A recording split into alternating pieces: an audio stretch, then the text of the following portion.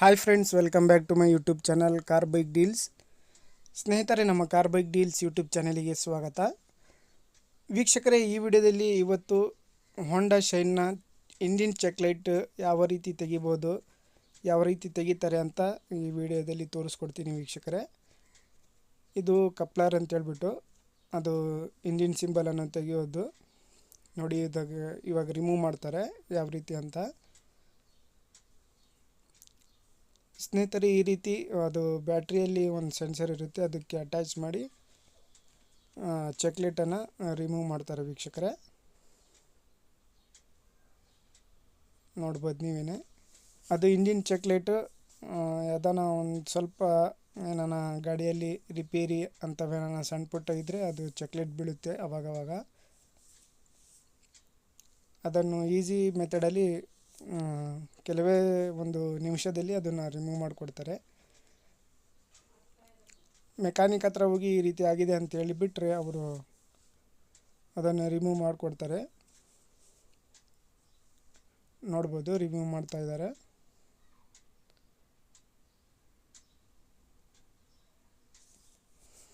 ಎರಡು ಮೂರು ಸತಿ ಬೀಗ ಆನ್ ಆಫ್ ಮಾಡಿ ಅದು ರಿಮೂವ್ ಆಯ್ತು. ಈಗ ಮತ್ತೆ ಬರೋದಿಲ್ಲ ಇದು ವೀಕ್ಷಕರೇ. ಅದು ಚೆಕ್ಲೈಟ್ ಸಿಂಬಲು ಏನಾನ ಬಿದ್ದರೆ ನಿಮ್ಮ ಹತ್ತಿರದ ಶೋರೂಮ್ಗೆ ಅಥವಾ ಮೆಕ್ಯಾನಿಕ್ ಹತ್ರ ಹೋದರೆ ಕೆಲವೇ ನಿಮಿಷದಲ್ಲಿ ನಿಮಗೆ ರಿಮೂವ್ ಮಾಡಿಕೊಡ್ತಾರೆ.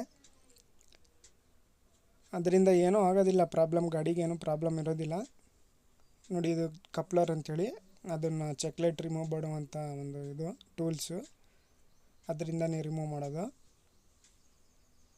ವೀಕ್ಷಕರೇ, ಗೊತ್ತಾಯ್ತಲ್ಲ ಯಾವ ರೀತಿ ಇಂಜಿನ್ ಚೆಕ್ಲೈಟನ್ನು ಗಾಡಿ ಒಳಗೆ ರಿಮೂವ್ ಮಾಡ್ತಾರೆ ಅಂತ ಹೇಳ್ಬಿಟ್ಟು. ಇದೇ ಒಂದು ಸಣ್ಣ ವಿಷಯ ಇತ್ತು ತಿಳಿಸ್ಕೊಡೋದು. ಭಾಳಷ್ಟು ಜನ ಕನ್ಫ್ಯೂಸ್ ಆಗ್ತಾ ಇರ್ತಾರೆ ಚೆಕ್ಲೈಟ್ ಬಗ್ಗೆ ಗಾಡಿ ಓಡಿಸೋರು.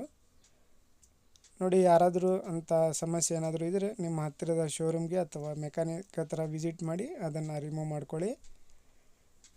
ಸ್ನೇಹಿತರೆ, ಈ ಮಾಹಿತಿ ನಿಮಗೆ ಉಪಯೋಗ ಆಗಿದೆ ಅಂತ ತಿಳ್ಕೊಂಡಿದ್ದೀನಿ. ಇದೇ ರೀತಿಯಾದಂತಹ ವಿಡಿಯೋಗಳು ಅಪ್ಲೋಡ್ ಮಾಡ್ತಾ ಇರ್ತೀನಿ ನಮ್ಮ ಚಾನಲಲ್ಲಿ. ವೀಕ್ಷಕರೇ, ಈ ವಿಡಿಯೋನ ಲೈಕ್ ಮಾಡಿ ನೋಡಿ. ಯಾರಾದರೂ ಗೊತ್ತಿಲ್ಲದವ್ರಿಗೆ ಈ ವಿಡಿಯೋನ ಶೇರ್ ಮಾಡಿ ನಮ್ಮ ಚಾನಲನ್ನು ಸಬ್ಸ್ಕ್ರೈಬ್ ಮಾಡ್ಕೊಳ್ಳಿ ವೀಕ್ಷಕರೇ.